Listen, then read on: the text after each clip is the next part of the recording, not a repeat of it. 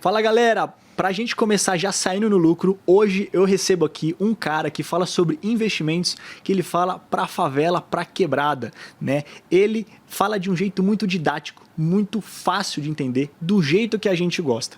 Além disso, ele já participou da lista dos Forbes Under 30, que é uma lista dos 30 jovens ali mais promissores do país. E não é só isso não, ele também é muito famoso nas redes sociais. Ele tem mais de 600 mil seguidores no Instagram, Favelado Investidor. Do João 23 para o mundo, diretamente lá da Laje, hoje eu recebo aqui, seja muito bem-vindo, Murilo Duarte. Que isso. Obrigadão aqui pelo convite, é um prazer estar aqui pra gente trocar uma ideia, falar sobre finanças, investimentos e vamos pra cima. Valeu. Gostou da minha rima, cara? Gostei. Putz, eu fiquei acho que uns 48 horas pensando que palavra que eu ia usar pra te apresentar.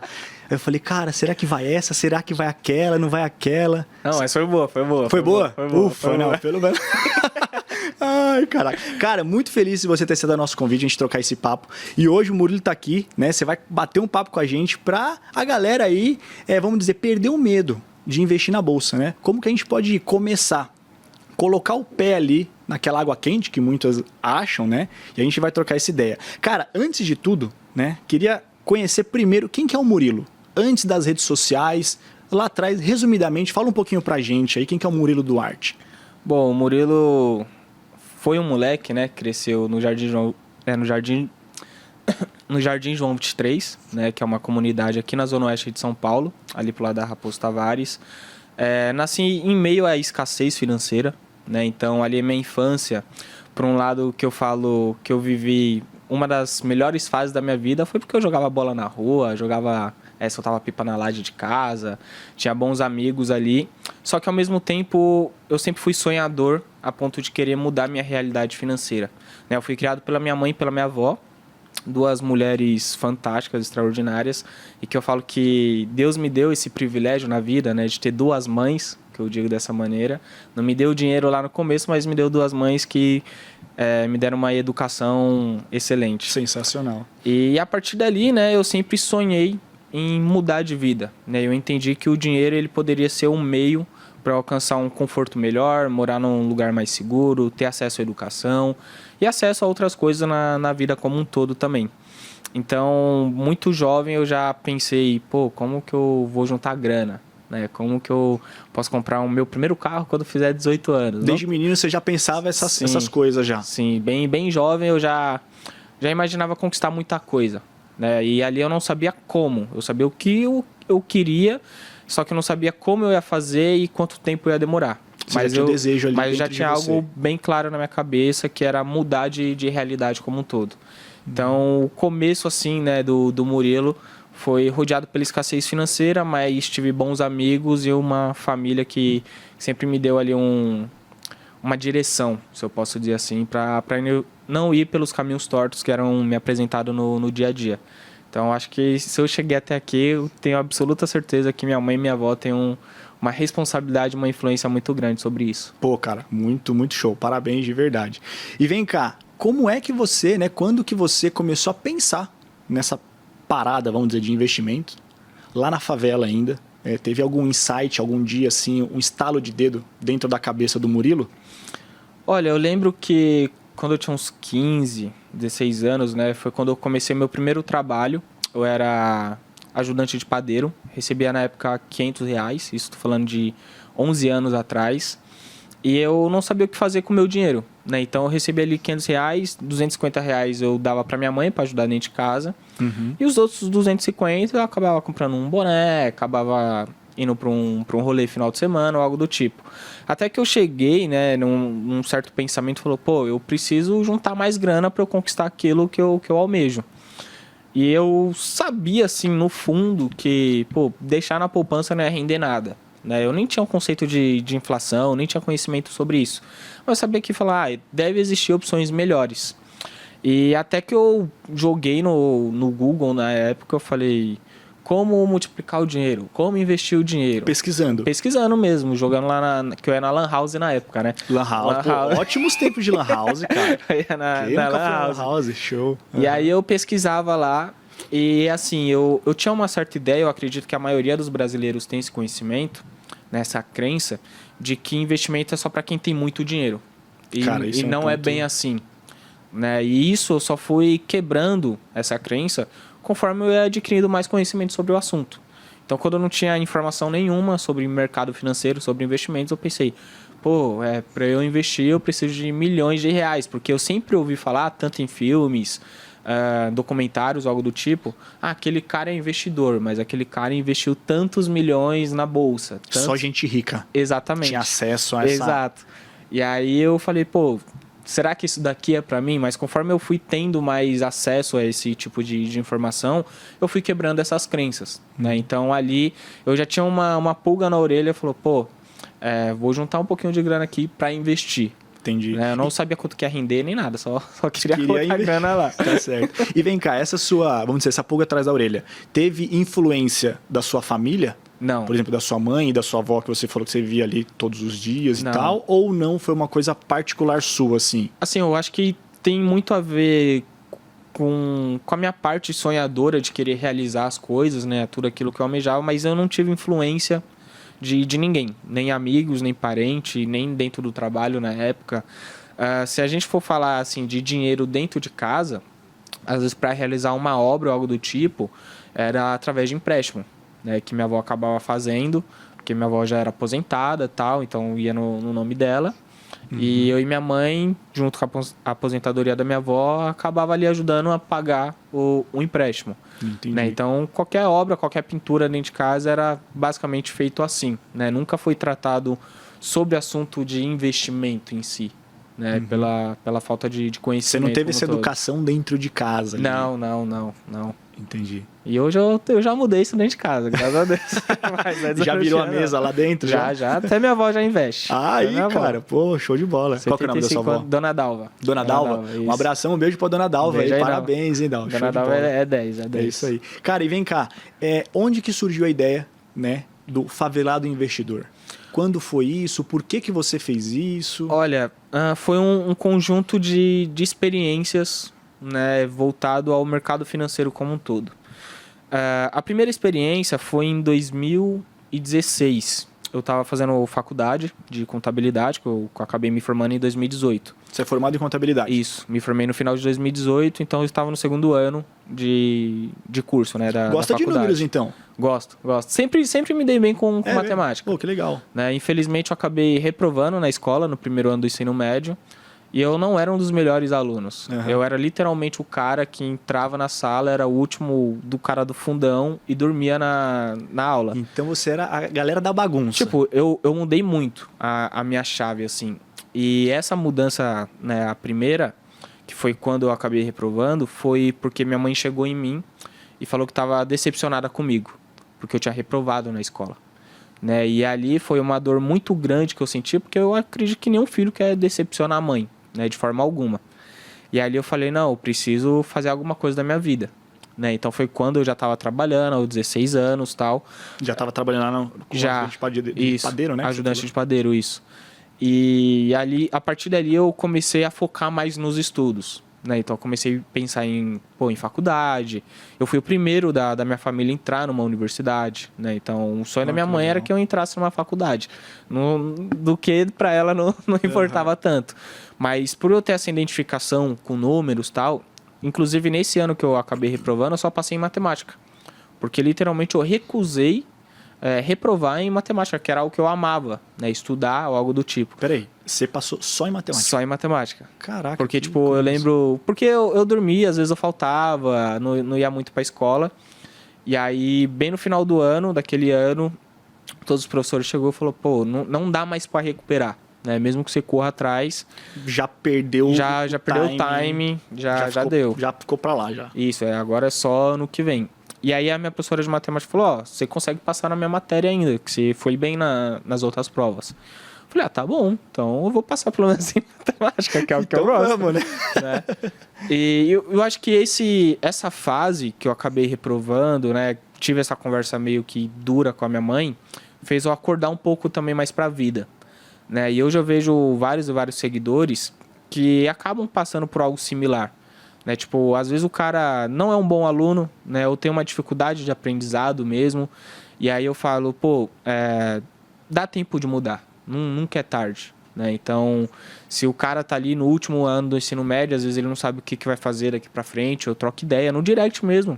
Mando vídeo, mando áudio, porque eu, de alguma maneira, eu já passei por isso. Então, eu sei que às vezes como que é se sentir um pouco perdido do rumo que vai tomar da vida em diante, né? Entendi. E aí, quando eu estava na faculdade, em 2016, já no segundo ano, eu já estava estudando sobre investimentos, mais focado ali em renda fixa, que eu comecei a estudar desde 2015, né? Então, eu recebi meu primeiro salário, já tinha mudado de trabalho, eu era menor aprendiz em um cartório no centro de São Paulo.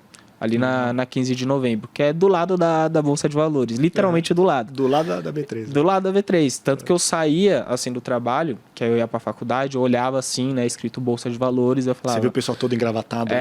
Esse paletozão, né? Exato. Esse paletó, gravata, o pessoal todo Aí eu olhava assim e falei, um dia eu vou trabalhar aqui, né? Eu só colocava isso na cabeça. Legal. Não trabalhei, mas tudo bem. Mas a gente realizou outras coisas lá dentro. Né? Tanto que a gente fez até curso gratuito lá sobre finanças, junto com a própria B3.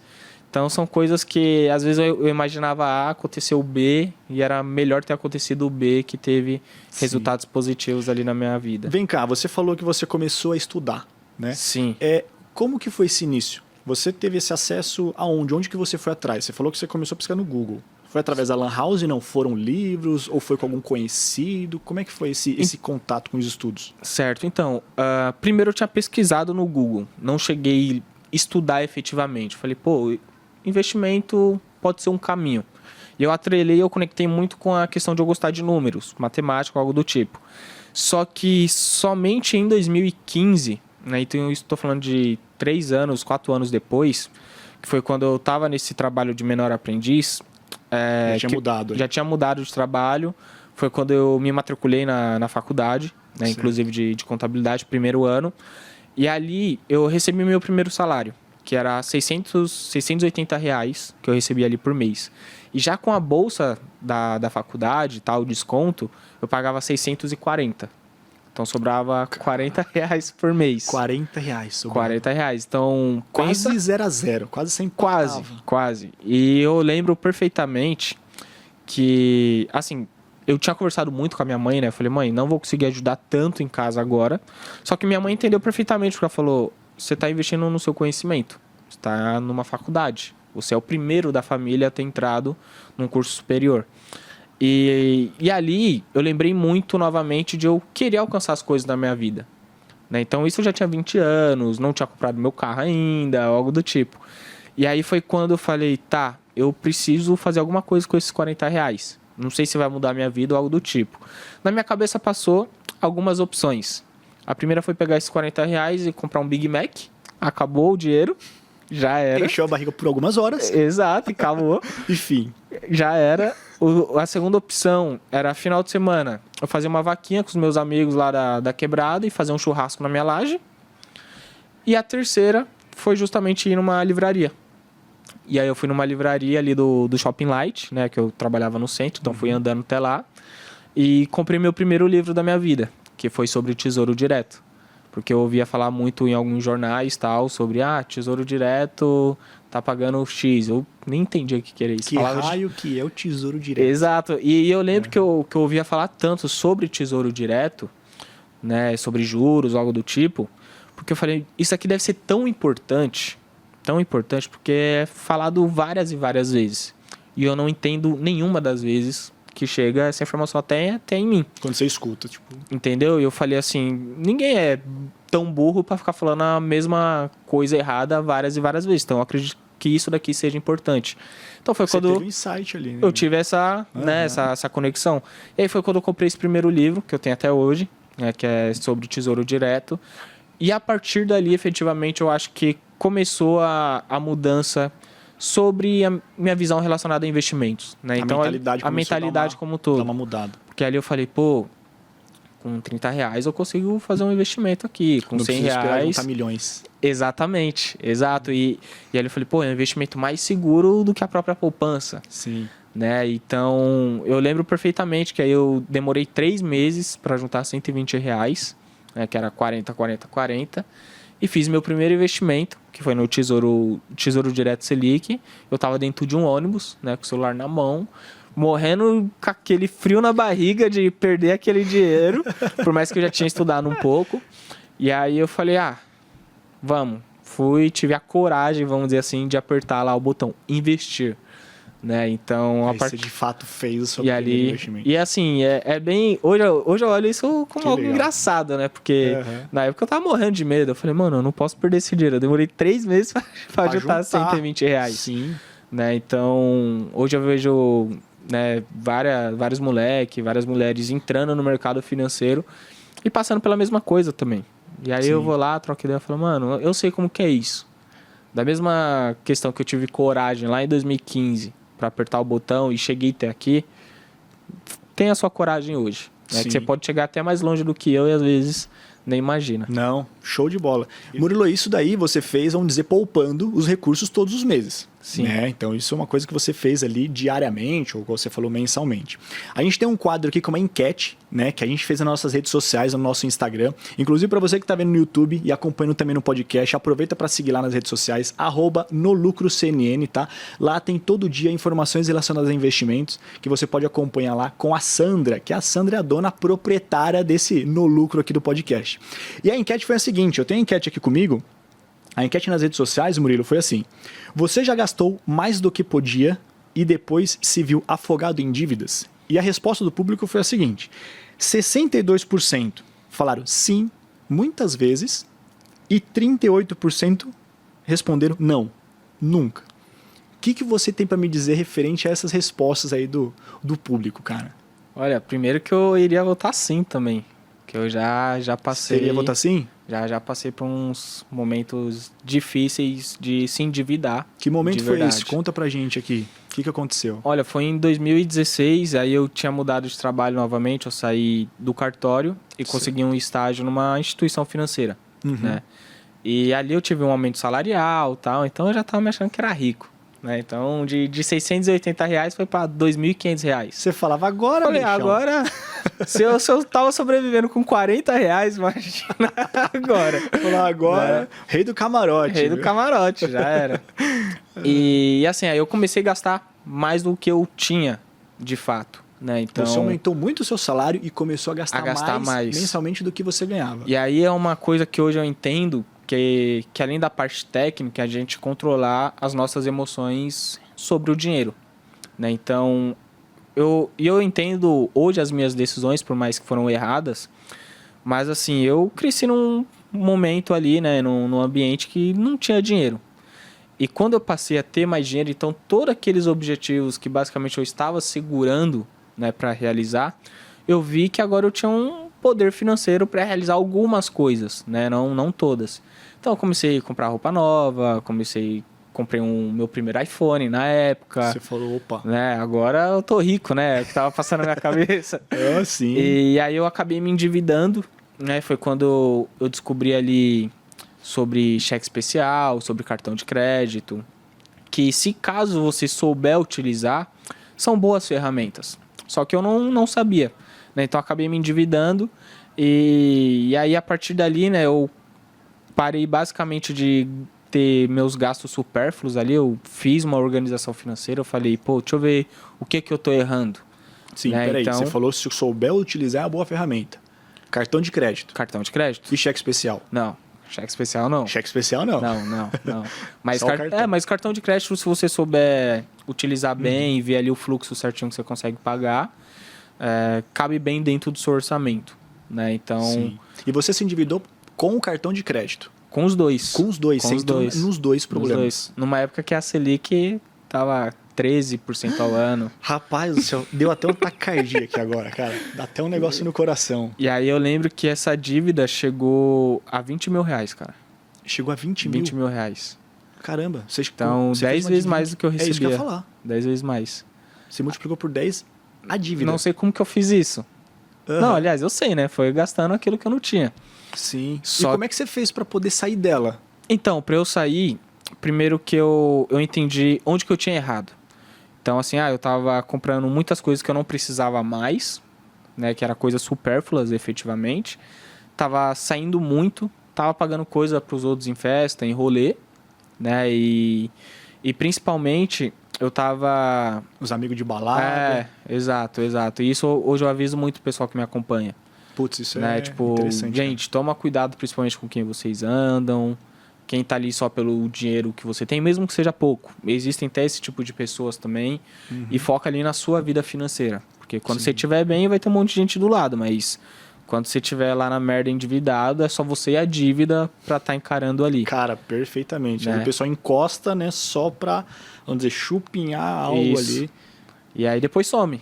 E foi o que aconteceu comigo. Né? Você sentiu isso na pele? Sim. Efetivamente, quando eu falei assim, me chamaram pra um rolê, eu falei, não tenho dinheiro. Ah, não, beleza, então fica aí. Ninguém falou, eu pago a sua. Coisa que eu fazia antes, entendeu? Entendi, cara. Aí ali eu já fui filtrando algumas pessoas, mas pro lado financeiro, pra resolver essa situação, então eu fiquei 1 ano sem sair, né? Eu sei que para alguns pode ser até exagerado, mas nesse 1 ano foi onde eu mais evoluí minha questão financeira. Porque além de eu estar economizando muita coisa, então eu conseguia pagar ali essa dívida aos poucos, o pouco que sobrava ali ainda, eu pegava e comprava um livro, né, sobre psicologia financeira, sobre mentalidade, sobre hábitos, sobre investimentos como um todo. Então, eu sempre estava estudando alguma coisa. Por outro lado, eu fiz renda extra também. Né? Eu lembro que eu e Vinícius, que é hoje meu sócio no Favelado Investidor, a gente foi lá no centro de São Paulo, então tinha lá as lojas, a gente tirava foto das roupas. A gente criou um Instagram na época, que o nome era MV Outlet, né, de Murilo e Vinícius, bem criativo. Show, né? Tá certo.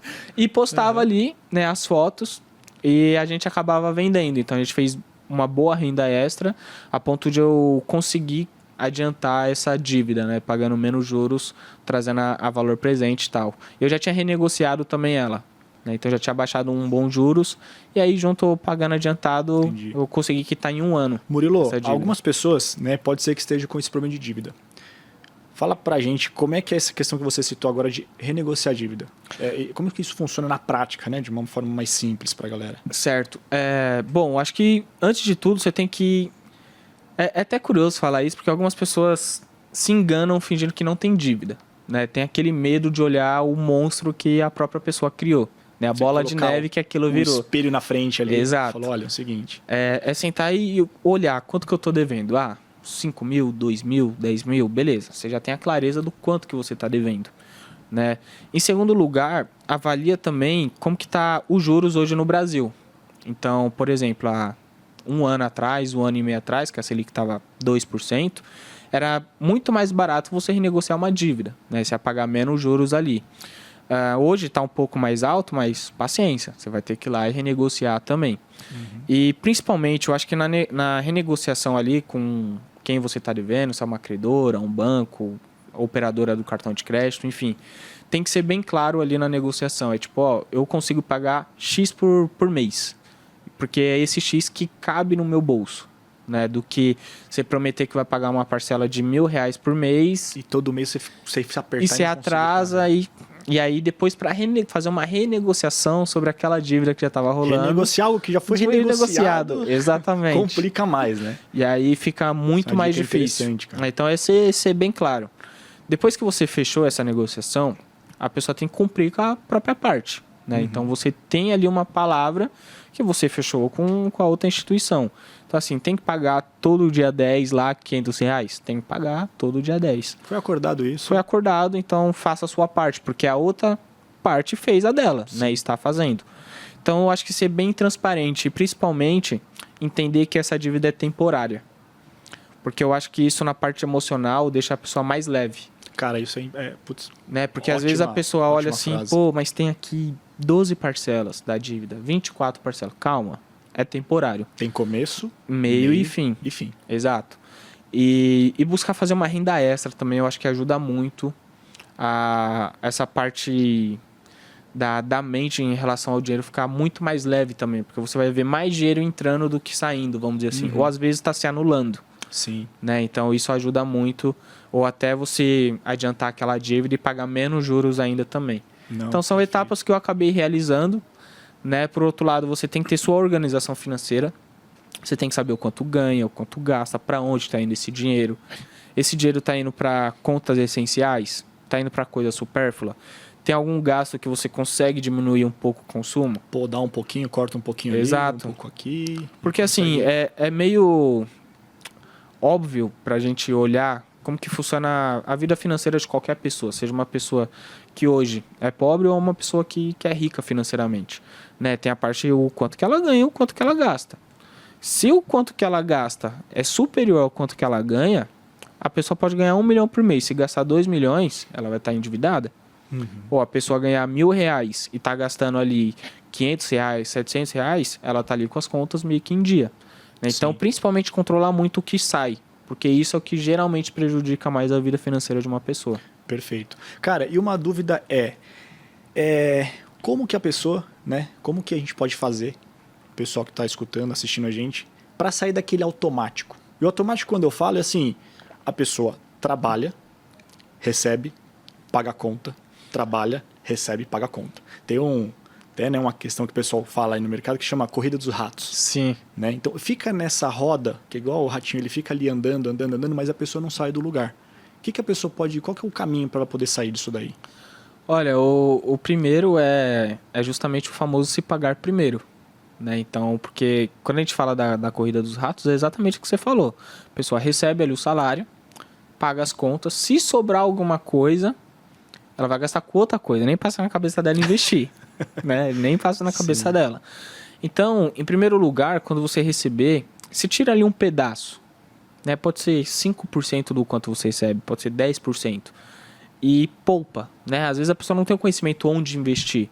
Mas separa e guarda. Separa e guarda naquele momento. Por mais que não seja a melhor opção, mas é melhor do que simplesmente você sair gastando tudo e depois não sobrar nada. Porque isso vai se tornar um hábito. Isso vai se tornar algo que você está fazendo ali sem um esforço. No começo você vai ver que você está fazendo um grande esforço ou está quebrando esse automático, vamos dizer assim, que fala, pô, parece que estou fazendo algo de errado, porque a pessoa já está acostumada a receber e pagar, só que agora ela recebeu. Ali, né, que exato. Então, quando a pessoa ela faz esse movimento ao contrário, passou alguns meses, isso vai se tornar algo natural na vida financeira dela. Então, ela não vai sentir um esforço tão grande de estar se pagando primeiro. Né? Esse é o primeiro ponto, é quebrar esse ciclo, justamente o que você falou. É uma corrida ali que é em círculo. Então, quando você quebra isso, aí você forma outro círculo que é algo positivo para sua vida financeira. Sem inverteria. Exato. Ao invés de pagar as contas, primeiro reserva um pedaço para a pessoa e depois, vamos dizer, pode pagar as contas. Aí pode surgir a dúvida, mas se eu tirar e faltar para pagar as contas? Aí tem a questão de você modelar justamente o seu consumo como um todo. Né? Por que não está sobrando? O seu salário ali, ele consegue pagar suas contas. Isso quer dizer que possivelmente a maioria das contas estão vindo um pouco mais altas ali, você consegue dar uma cortada. Um ou outro você consegue cortar ali alguns gastos. Isso. E por outro lado, eu acho que é sempre essencial buscar fazer mais dinheiro também. Uma renda extra. Se especializar, às vezes, na própria área que já está trabalhando para ter um aumento salarial ou algo do tipo. Sim. E, cara, como é que faz para a galera? A gente tocou um pouquinho nesse assunto, né? Queria retomar com você. Para tirar, né, essa questão de investimento é só para gente rica, né? E você, até uma curiosidade, uma dúvida minha como é que você fez para atrair esse público, né, da favela que você fala, vamos dizer, adentrar nesse mundo, tipo, entrar nessa parte de conhecimento. Como que o pessoal pode tirar isso da cabeça? Olha, uma coisa que eu tenho muito convicta é que o exemplo, ele arrasta qualquer pessoa para fazer aquilo. Né? Então, por exemplo, antes de eu falar que é possível investir com pouco, por que eu não mostro eu investindo meu dinheiro com pouco dinheiro? Entende? Então, por exemplo, o Murilo lá, favelado investidor, está falando que é possível investir com R$100 no Tesouro Direto, R$30 na Bolsa, por exemplo. Sim, é possível. Mas por que além de eu só falar, por que eu não faço também e mostro? Você faz isso. E é o que eu venho fazendo. Eu tenho uma carteira pública no meu canal do YouTube que se chama Do Zero ao 100 Mil. Onde eu invisto ali aproximadamente R$500 por mês, às vezes 200, às vezes um pouco mais, que é sempre para mostrar que com pouco dinheiro você consegue juntar uma grana com um determinado objetivo. Não é do 0 ao 100 mil colocando R$70 mil no mês. Olha lá, Murilo. Não. Nem cara, tá em 70 mil ainda. Nem tá em 42 mil. Cara, mas legal isso daí. Porque você coloca um valor bem, vamos dizer, menor, né? Sim, e é algo... mais próximo ali Isso, da porque realidade. o ponto principal é que hoje a gente sempre ouve falar muito em meu primeiro milhão, né? Só que uma coisa que eu aprendi em alguns livros que eu li é que para você chegar no primeiro milhão, você tem que passar pelos primeiros 100 mil. Para passar pelos primeiros 100 mil, você tem que passar pelos 50, antes tem os 10, antes tem os primeiros R$ 1.000. Então é um obstáculo de cada vez, né? É uma escadinha, literalmente. E conforme você vai aprendendo a lidar com aquele dinheiro, aquele patrimônio que está formando, a sua mentalidade também vai mudando. Porque sempre quando você vai consumir algo, você vai falar, pô, será que isso aqui é tão importante? Ou eu prefiro, de fato, investir, seja na bolsa, em qualquer outro investimento, mas focando no seu futuro, por exemplo. Né? Então, é isso que eu acabei adquirindo, é isso que eu venho ensinando. Né? E quando eu mostro para o público de quebrada, de favela, eu falo assim, comece com o que você tem, mano. Se você tem R$20, R$30, começa com isso. Né? Porque o principal no começo, eu acho que é você ter uma certa constância de todo mês você estar investindo ali. Mesmo que seja pouco. Porque o que quebra muito, né? O que impede muito da pessoa continuar no longo prazo, é que no primeiro mês ela está motivada. No segundo, um pouquinho menos. No terceiro, ela fala, esquece, meu dinheiro não está rendendo nada. Porque ela começou com pouco e ela não vai ver uma mudança significativa. Mas a mudança vem de fato no longo prazo. Tanto que tem uma frase que eu repito quase todo santo dia nas minhas redes sociais, que é, o segredo é a constância. Né? Isso é até matematicamente, por isso que eu gosto tanto de matemática, na fórmula de juros compostos. Né? Um fator predominante ali, além do tempo, é a constância ali de aportes, vamos dizer assim, que vai fazer uma grande diferença. Então é isso que eu venho ensinando muito pessoal, que é possível começar com pouco e eu invisto meu dinheiro também. É longe de alguém querer copiar minha carteira. Não é nem isso, mas o ponto é, começa com o que você tem. Né? Então no vídeo tem a questão de eu ensinar um pouco também e tal, e é aquele aprendizado, ele começa a tomar as próprias decisões ali com o dinheiro dele. Joia. E você acha que por você morar na favela, né, estar lá presente, seu visual, a maneira como você se comunica, você acha que isso colabora para poder acessar a galera da favela? Muito, muito, muito. Não só como eu me visto, mas a comunicação também. Que falar para você, uma das coisas que eu mais quebro a cabeça para fazer um roteiro é como deixar aquilo didático para quem nunca ouviu falar sobre investimentos. Deixar o mais simples. Mais simples. Porque eu lembro muito de mim comprando o primeiro livro. Porque uma das minhas maiores dificuldades para entender dentro daquele livro era IPCA. Era inflação. E eu não entendia. Eu demorei uns 3 meses para entender o que era inflação de fato. E aí, quando eu entendi o conceito técnico, eu falei, isso aqui poderia ser explicado de outra maneira. Muito mais simples. Né? Isso aqui poderia ser explicado com exemplo de um moleque na quebrada. Que é o exemplo que eu sempre uso. Eu falo, quando eu tinha 10 anos, aí eu morava na rua B. E tinha a rua A, que eu tinha uns amigos também. E aí jogava bola na rua. Era a rua B contra a rua A. E quando o jogo era muito sério, era valendo uma Coca-Cola de 2 litros. Que vendia lá no bar do seu Edi, na esquina da rua A. E naquela época, a Coca-Cola de 2 litros era R$ 2,50. Hoje, no mesmo bar do seu Edi, lá na esquina da rua A, é R$10. Então eu preciso de mais dinheiro para comprar o mesmo produto. A mesma coisa. Acabou. Qual que é o nome disso? Inflação. Pronto. Eu falei, por que ninguém fala desse jeito? Então, hoje, quando eu vou criar um roteiro, né, um stories, um conteúdo no Instagram, eu quebro mais a cabeça. Isso daqui eu escrevo, eu leio. Falo, não, isso aqui tá muito técnico. E principalmente, para eu não descolar muito do público em si na questão do diálogo como um todo. Né? Porque eu leio até hoje, né, sobre investimentos e tal. E algumas coisas mais técnicas eu acabo, né, até absorvendo. Né? Sim, sim. E aí, às vezes, eu me vejo falando algo muito técnico. Eu falo, não, calma, deixa eu voltar. Né? Porque aquilo já se tornou natural para mim, mas não é natural para outra pessoa. Sim, seu conhecimento já eu não quero ser aquele livro difícil.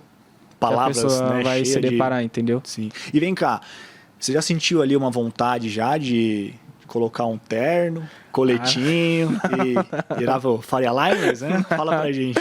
Não, eu já tive experiência de algumas coisas. Nada contra os Faria Limers, né, galera? Não. Tenho até amigos, né? Tenho vários amigos lá da Você tá de tênis ou tá de sapatênis aí? Deixa eu ver. Tô de tênis. 4 mola. Quatro mola, então beleza. E assim, não, já fui em algumas corretoras, tal, instituições financeiras ali da Faria Lima e sempre fui do meu jeito, né? Então, é que hoje eu não tô com boné, eu esqueci meu boné em casa. Ah, como Dificilmente assim, eu cara? ando sem boné, mas eu sempre... É minha essência, né? Então, tipo, uma coisa que eu falo muito também depende muito do ambiente. Cada ambiente, claro, que tem ali como você vai se vestir, se comportar. E eu acho que é isso, eu acho que você tem que se sentir bem, né? Independente ali de onde você tá indo. Perfeito. Mas eu ainda não vou usar colete, não. Não vai usar coletinho, não? Não. Vai ficar de camiseta? De boa, de boa. Então tá beleza.